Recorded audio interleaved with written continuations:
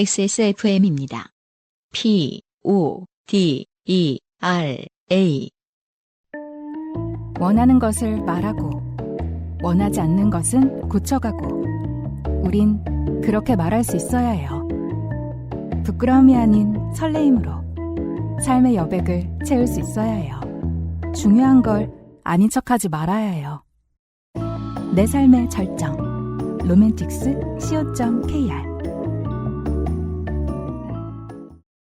녹음 들어가기 전에 제가 농축산인에게 물어보았습니다. 컬링에 대해서 혹시 아시냐고. 네, 농축산인은 농축산인이 할 것 같은 답변을 했습니다. 올림픽 할 때 하는 거 아니야? 송구합니다. 네. 근데 저는 모든 스포츠를 다 그렇게 대하기 때문에. 네. 네. 저도 제가 보는 거 말고는 다 그렇게 대합니다.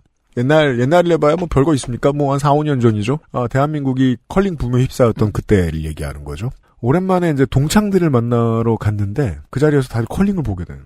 참 룰도 단순한데 네. 박진감도 있어요. 그건 그래요. 그리고 어렸을 때부터 올림픽 끝나고 나면 학교에서 이제 모든 대걸레 자루와 그 신발 주머니는 다 그렇죠. 나와서 애들이 하잖아요. 맞습니다. 살짝 관심이 올라가더니 컬링 공이 컬링 돌? 하여튼 그게 되게 비싸더라고 생각보다. 당연하죠. 예. 네. 딱 봐도 비싸게 생겼잖아요. 그래서 나는 이게 무슨 대중 스포츠가 저거 정도는 일수 없어요.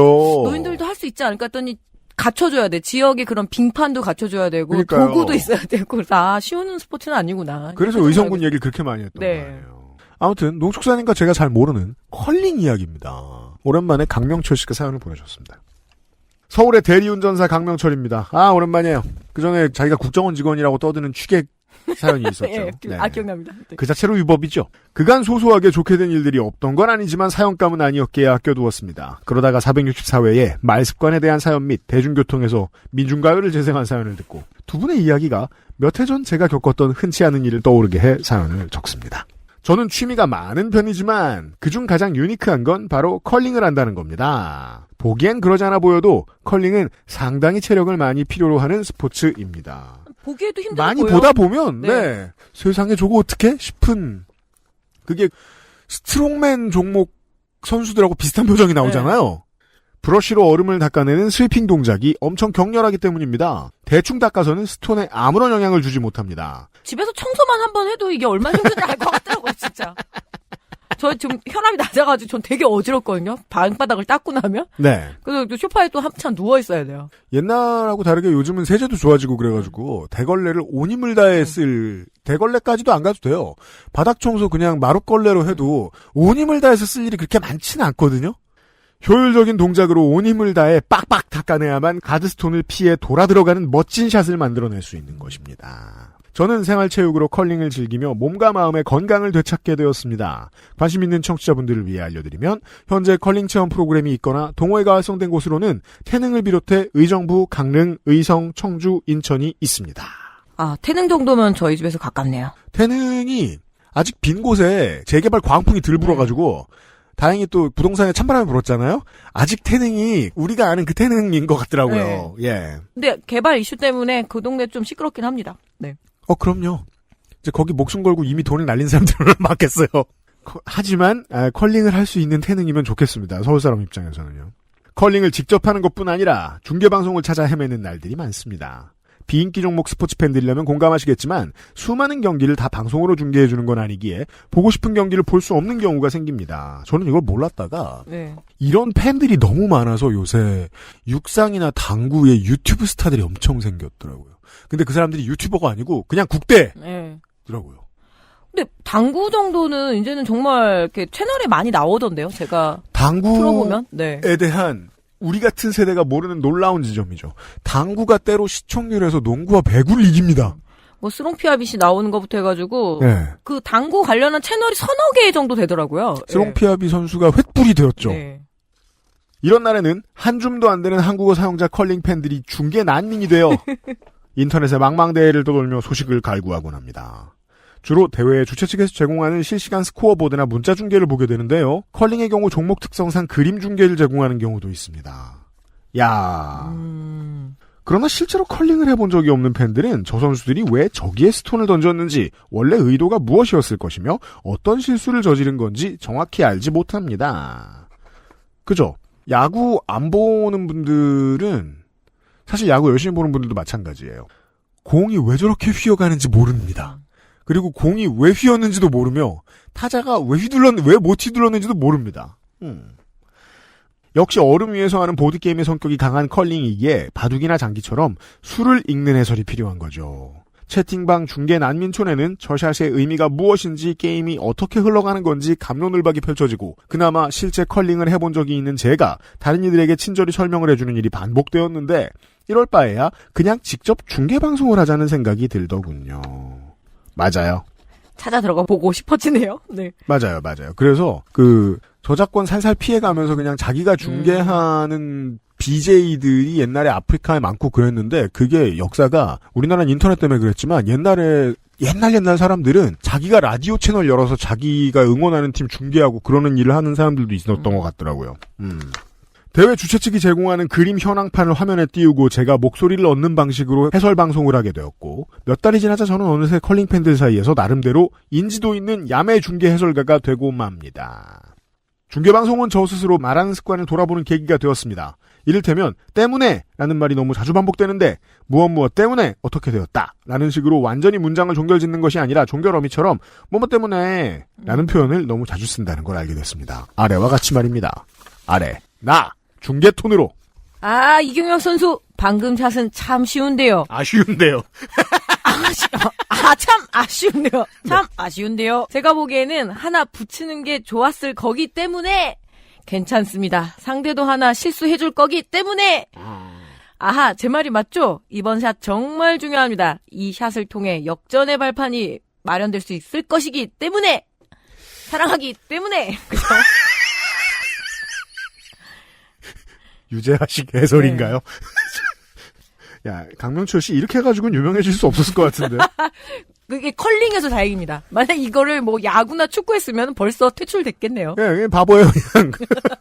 레드오션에 가면 이런 식으로 때문에를 너무 많이 쓰기 때문에 어색하게 들린다는 걸 알게 되었기 때문에 박지성 해설위원이 그랬듯 모니터 앞에 큼지막하게 때문에 X라고 붙여서 그 말버릇은 고칠 수 있게 되었습니다. 때문까지 말하고 나서 아차 싶어 종결어미 이지요 라든지 입니다를 붙이는 데까지는 성공하게 된 겁니다. 예, 원래 말을 고치는 데에는 중간 기착지가 되게 여러 가지입니다. 그중에 첫 번째이신 거겠죠.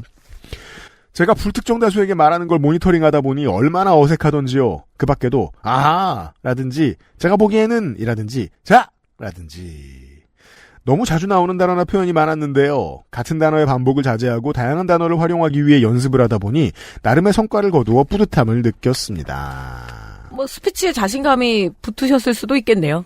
예전에 의도하지 않게. 네. 농축사님 아침에 MBC 라디오 나갈 때 네. 제가 이제 그 프로그램을 듣잖아요. 그러면 진행자분 아주 존경하는 분이죠. 그분의 말 습관 중에 하루에 2번씩 반드시 나오는 어휘가 있습니다. 뭔지 아십니까? 뭐였죠? 100번 양보해서. 맞다. 우와, 예리하다. 이거 지금 딱 생각났어요. 두 가지. 네. 100번 양보해서랑 예를 들어서를 이렇게 발음하세요. 예러서. 서천 양반이거든요. 근데 이걸 하루에 3번씩 꼭 장복하죠? 그러면 내가 자꾸 100번 양보해서를 말하고 싶어진다고. 괴로워요. 자기 목소리 듣는 거는 이런 습관도 민망하지만 이 목소리가 내 목소리 같지가 않아서. 아, 그럼요. 예, 이게 몸통을 통해서 우리는 내 목소리를 듣는다고 하잖아요. 맞아요. 근데 이거는 바로 지르는 목소리니까 저도 제 거 듣기가 싫어요. 누구나 그래요. 낯설고 어색해서. 예. 예. 제가 지금 제 목소리 듣는 직업을 한 지 한 25년 됐잖아요? 얼마나 편한 줄 알아요? 전 이거 내 목소리 아니에요, 청취자 여러분. 여러분이 듣는 방식하고 같이 듣죠? 그럼 저는 남이에요. 그렇게 시간이 흘러 2021년 여름에 저는 큰 사건을 겪게 됩니다. 베이징 동계올림픽에 국대로 나갈 팀을 뽑는 중요한 대회가 강릉에서 열리는데 국대 선발전. 컬링연맹 관계자로부터 이 대회를 유튜브로 중계해달라는 연락을 받은 겁니다. 딱 그럴 것 같은 느낌이 들었네요. 예. 왜냐하면 연맹 입장에서도 뭐 도움이 될 만한 사람들 중에 제일 중요한 사람들은 팬을 하다 보니까 전문성이 생긴 사람들인데 그런 사람들은 유튜브에서 찾아야 되니까요. 제가 화면과 음성을 송출하고 캐스터 역할까지 맡아달라는 거였습니다. 또 외주를 시원하게 주죠. 또 돈 조금 쓰려고. 그러게요. 중요한 건 돈입니다. 연맹다워요. 네. 제 부족한 전문성을 채워줄 해설위원으로는 S님이 섭외되었는데 이분은 소치올림픽에 국가대표로 출전하고 세계선수권 대회 준결승에 2번이나 올라간 한국 컬링계의 레전드입니다. 그러고서 S라고 쓰다니 너무 악의적인 거 아니에요? 그러게 이분을 우리가 모를 필요가 없잖아요. 컬링팬의 한 사람으로서 무척이나 영광스러운 일입니다. 레전드와 함께 국대 선발전 중계방송이라니요. 물론 메인 이벤트는 스포츠 케이블 TV에서 고가의 장비를 동원해 중계를 하지만 방송사 여건상 여의치 않은 경기는 제가 S님과 함께 거의 모든 일정을 중계하기로 합의를 보았습니다. 저는 대리운전 보험을 중단시키고 강릉으로 출장을 갔습니다. 이런 이벤트가 있을 때 어느 때라도 유연하게 시간을 활용해 자아실현을 할 수 있다는 점이 대리운전 같은 플랫폼 노동의 이점입니다. 아, 그럼요.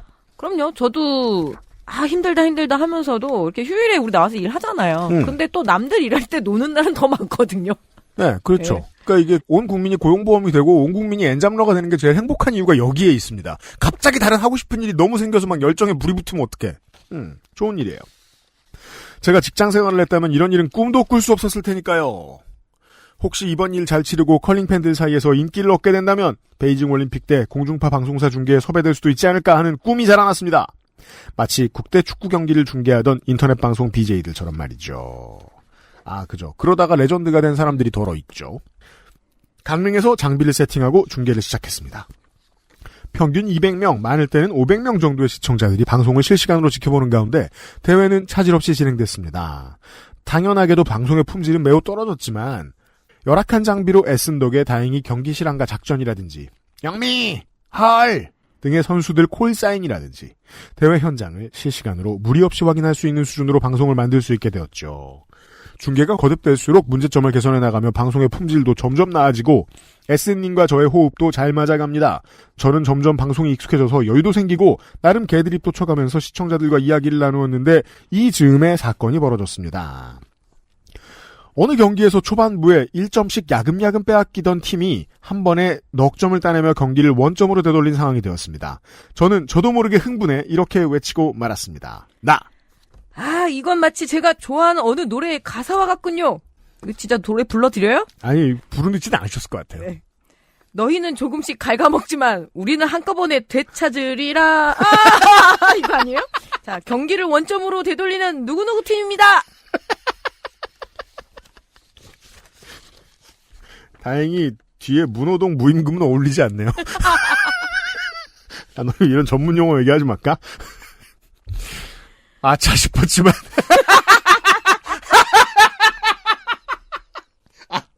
이거 제가 제일 좋아하는 상황 중 하나잖아요. 말해버렸네? 이미 생방송으로 날아갔네? 이러면서. 네. 인생엔 편집이 없으니까요. 네. 내 마음을 나도 모르게 이렇게 툭 꺼내놓을 때. 이미 말은 뱉은 뒤였고 몇몇 시청자들은 채팅창에 물음표를 쳤습니다.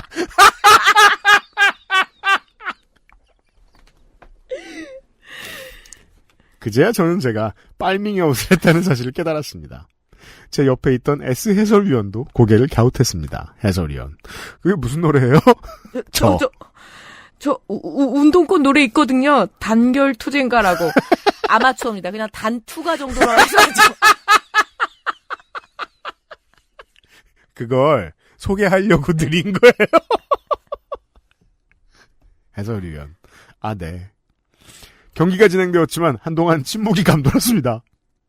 채팅창에서는 짓궂은 시청자들이 캐스터 김정은 할 수 있냐?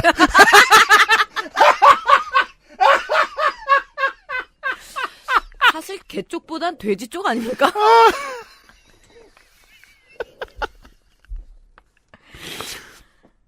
이게 이제 새누리당이 개발한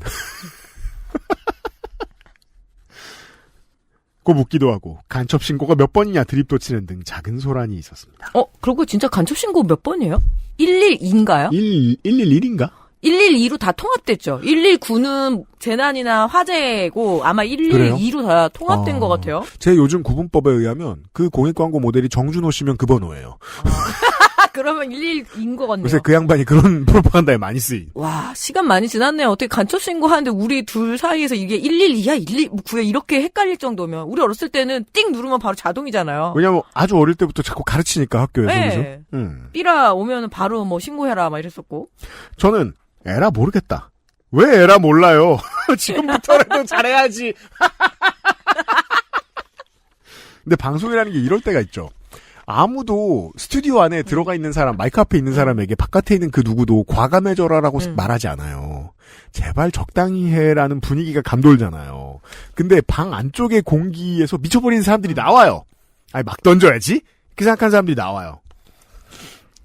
이 분위기를 자연스럽게 넘기기 위해 그냥 좌빨 정체성을 컨셉으로 가져가기로 결정했습니다. 다음날 팀킴 강릉시청과 컬스데이 경기도청 간에 중요한 게임이 펼쳐지던 도중 그러네요. 제일 중요한 경기네요. 경기도청 팀의 완벽한 샷이 영 제거하기 곤란한 위치에 놓여졌습니다. 팀킴의 입장에서 반드시 없애야 하는 스톤이었지만 그러기 쉽지 않아 보였습니다. 베이징행 티켓이 걸려있는 중요한 순간 팀킴은 작전 타임을 요청했습니다.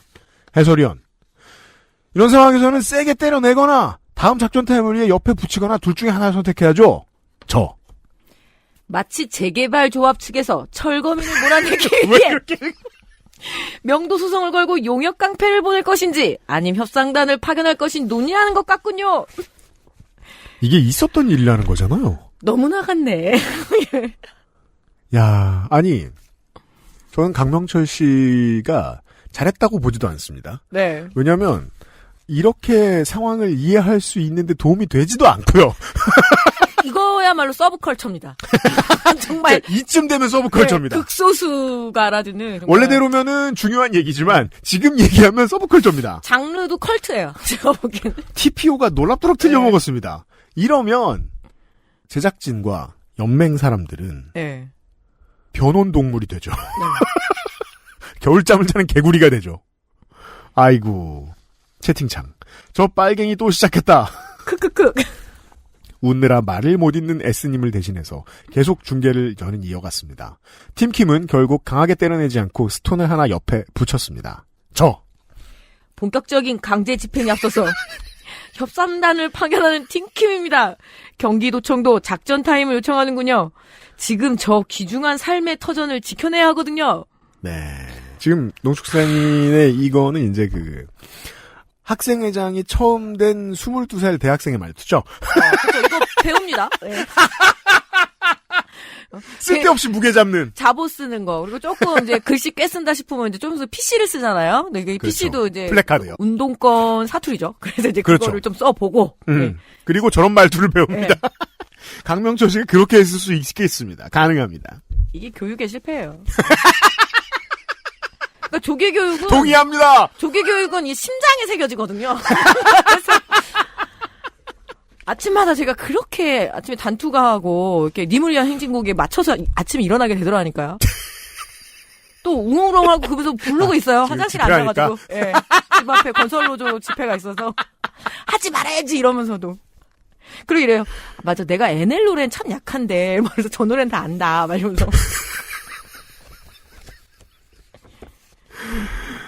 두 팀의 신들린 샷이 이어지는 동안 저는 계속 이런 식으로 중계를 했고 저와 채팅방의 몇몇 사람들은 즐거웠지만 그 후로 컬링연맹에서는 다시는 저를 부르지 않았습니다.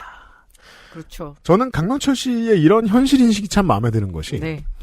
방송에서 잘린 되게 많은 사람들이 이유를 모릅니다. 그치, 내가 왜 잘린 거야? 막 이러면서. 나 이렇게 잘했는데 날 왜 잘러? 라고 생각하는 사람이 열의 아홉이다. 그리고 그분들은 눈이 자체 편집을 해서 꼭 자기한테 좋은 댓글만 기억을 하고. 자기 잘못은 싹 지웁니다. 한 80% 악플은 이제 보지 못하는 거죠. 그렇죠. 그리고 막 페이스북에다가 담당 PD 뒷담 까놓은 거 이런 것도 아무도 안 읽었을 줄 압니다. 저는 강명철 씨가 아주 상황 분석을 스튜디오를 나오고 난 다음에 냉철하게 하고 있다는 칭찬을 드린 겁니다. 공중파 진출의 꿈이 이렇게 멀어져 갔습니다. 팀킴은 또다시 국가대표가 되어 베이징 올림픽에 출전했고 S님은 공중파의 해설위원으로 활약했습니다. 그래도 저는 요즘도 종종 컬링 경기를 유튜브로 중계하곤 합니다. 네. 이런 정치도 너무 좋은 것 같아요. 네. 만약에 이제 프로로 조금이라도 일하실 수 있었다면 그건 그거대로 행복했겠지만 실제로 프로는 행복을 좀 먹고 타인을 만족시키는데 자기가 원래 하고 싶던 일을 하게 돼서 프로거든요. 그렇죠. 그래서 조금 덜 재밌으셨을 거예요. 지금이 훨씬 나을 겁니다. 강명철 씨. 자기 스스로가 상품이 돼야 되는 거니까. 네. 그러니까 이 점에서 이제 대 유튜브 시대가 인류에게 가져다준 평화가 이거거든요. 진짜 좋아하는 일을 나 좋아하는 패턴대로 했는데 돈을 버니까. 강명철 씨는 하던 대로 하십시오. 저는 그 하던 대로가 잘하는 거라고는 생각지 않습니다만 누가 들어주면 하세요. 아, 들어가 보고 싶네요. 그건 그래요. 에디터는 바로 찾아줬을 텐데. 우리 하고 있는 동안에. 맞아요. 강명철 씨 잘했어요.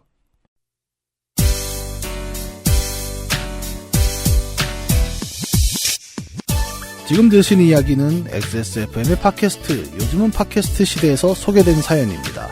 여러분의 인생 이야기로 꾸며지는 국내 최장수 예능 팟캐스트, 요즘은 팟캐스트 시대는 아이튠즈와 팟빵, 그리고 지구상에서 서비스하는 다수의 팟캐스트 플랫폼에서 만나실 수 있습니다. 당신도 참여할 수 있습니다. 사연을 보내고 당신의 이야기를 저희와 나누고 싶다면 우선 저희 방송을 들어보셔야겠죠. 한국 시간 매주 화요일 오후 5시에 업데이트되는 요즘은 팟캐스트 시대를 검색해주세요.